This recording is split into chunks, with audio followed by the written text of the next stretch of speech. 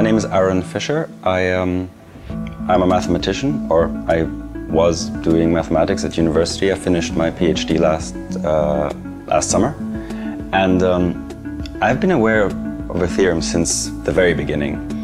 And I knew that if I leave math, this is what I want to be working in. That was clear for a while. It's just it's the perfect combination of mathematics, economics, and politics to be uniquely addictive to me.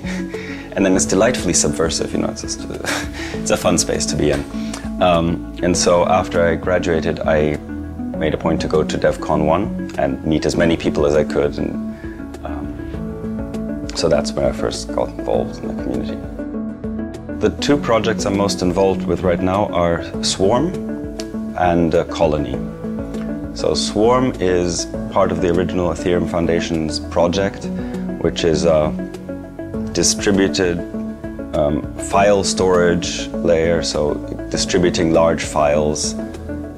Also could be used as a communication layer, but everything that the blockchain is not good for, like images, movies. So the vision is that if you're running a decentralized application, your username and stuff, that kind of important personal info would be registered on the blockchain, but everything else, the images, the templates, the JavaScript, all that still needs to be loaded into your browser so you can use the app. And that shouldn't come from any server, it should also come from your peers, and that layer is Swarm, distributing and hosting all that content. And the other project is Colony, which is a very exciting project as well. It's about how do we use the power of this new blockchain to coordinate amongst ourselves and work together, collaborate on projects, and even run our little companies together, make money together, whatever it is we want to do, to have a really meritocratic way of governing ourselves and doing projects.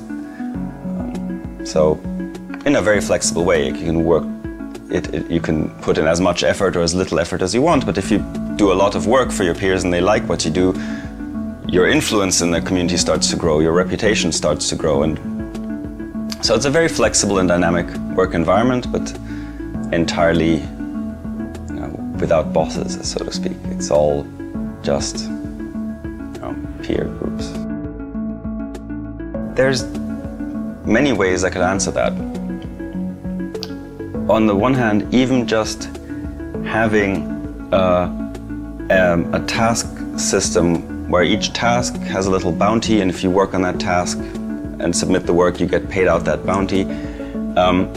That's a very minimal system, but that's already of interest to several large companies because it's a flexible system. You can separate out tasks, farm them out to internally within your organization on a private chain, and you can make better use of your workforce because it's far more flexible. It's no longer every person has a role in a job and that's all they do. They can pick up work as they are available, and often it could help perhaps the company find unused talent, unused resources, so we get interest from that side.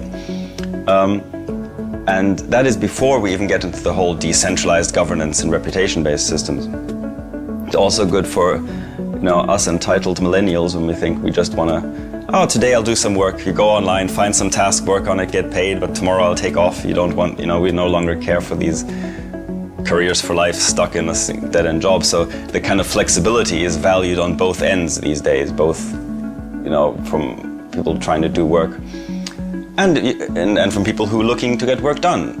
It's, there's companies right now that do sort of TaskRabbit and some, that here's a bit of work and somebody in India picks it up and submits it to you, that kind of structure. But we're thinking, that should not be a centralized platform.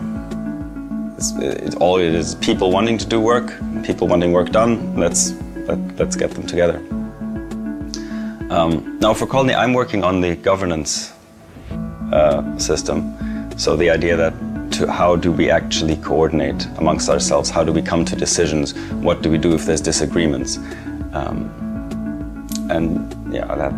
There's a lot of open questions, of course, about that. But our goal is to not be just plutocratic, so the person with the most money buys the most tokens and has the most say. It should really be meritocratic. So if you're good at what you do and your peers like your work, then you will earn a reputation, and with that reputation you have a bigger say in the direction of this project.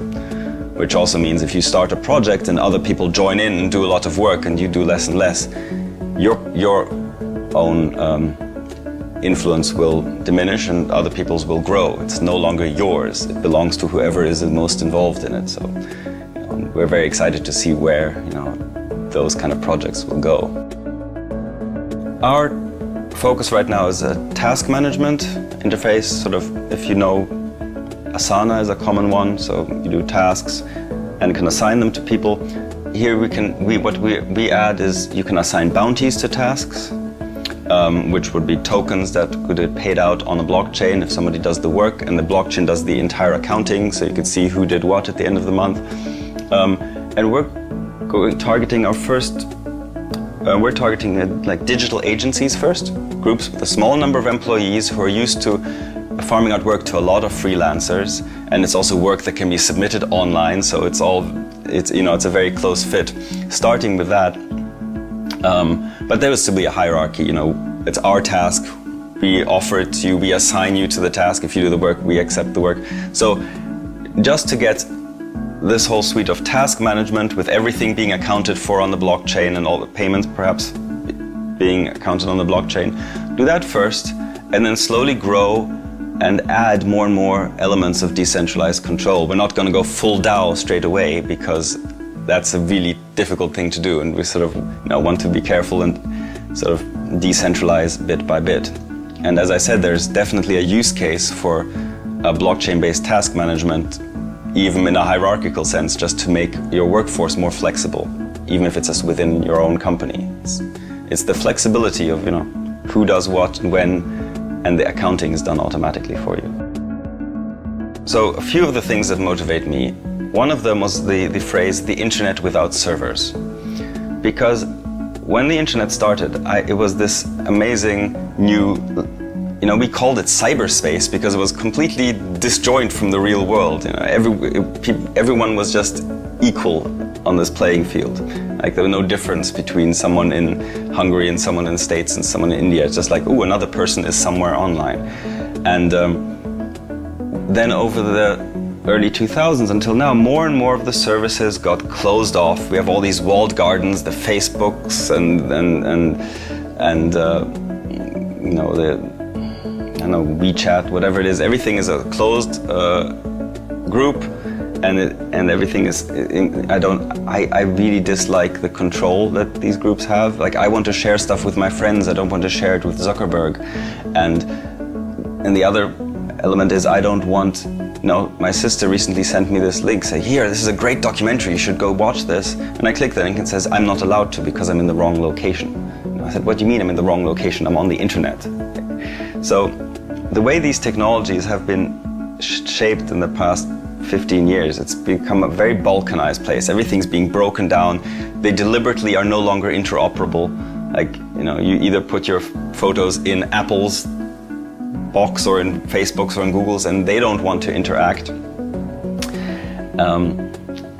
So that's kind of a breaking of what the original promise of the internet was. And coupled with this sort of really spooky espionage that's happening, like, we've become the product. And so I'm hoping that with Ethereum underneath, we can now actually take the net back to what it was supposed to be. Maybe I should add a little note. The reason we ended up where we are today is because of a lack of micropayments, right? The reason companies like Google and Facebook spend so much time spying on us and trying to get as much information about us as possible is because that's the only thing they can make money of. Right? That's become the product. But if I can write articles and everyone who reads my article pays me a fraction of a cent, right, then I no longer have to worry about who they are and try to harvest that data and repackage it in some way that I can sell it to advertisers, because that need sort of disappears. And my hope is that we get back to a level playing field where everything's interoperable, where we're no longer spied on. So that, that really motivates me. But at the same time, I realize that's only such a tiny little part of what this revolution can do. It's just like websites. Like, it can revolutionize banking. I've got the people talking about IoT and what that can do for you. And then there's just so many projects, and I don't think we even know ourselves where this is going, because the real value proposition is in the synergies between all these different services rather than a single one of them.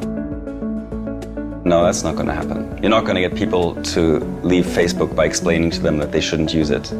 I know, because I've tried.